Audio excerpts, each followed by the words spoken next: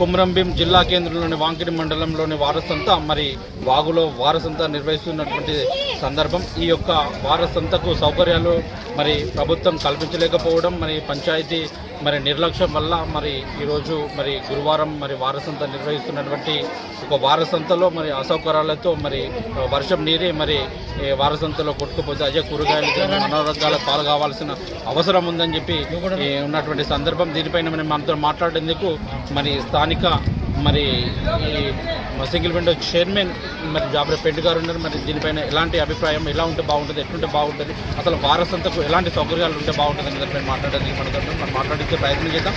నమస్తే చైర్మన్, నా పేరు పెంటయ్య. ఇప్పుడు వారసంత గురించి చెప్పాలంటే గత కొన్ని సంవత్సరాల నుంచి, అంటే మా తాతల ముత్తాతల కాడ నుంచి కూడా మరి ఈ వారసంత అనేది జరుగుతూనే ఉన్నది. కాకపోతే ఇప్పుడు వ్యాపారస్తులు, మన కూరగాయల వ్యాపారస్తులు వాళ్ళకు మరి సరైన సౌకర్యం లేదాడ. ఎందుకంటే అక్కడ షెడ్లు ఉన్నట్లయితే మరి వర్షాకాలం కూడా చాలా ఇబ్బంది పడుతున్నారు వాళ్ళు. కాబట్టి ఈ వారసంత అనేది మరి అందరికీ అవసరమైన విషయం ఇది. మరి అదేవిధంగా ఇప్పుడు గ్రామ పంచాయతీ నుంచి కూడా వాళ్ళు కూడా సరైన సౌకర్యాలు కల్పించాలి. ఎందుకంటే కూరగాయలు మన ఆరోగ్యానికి సంబంధించినవి కాబట్టి వాటిని ఈ వర్షాకాలంలో చాలా మరి వాళ్ళు చాలా రకమైన సౌకర్యాలు తీసుకోవాల్సిన అవసరం ఉంది.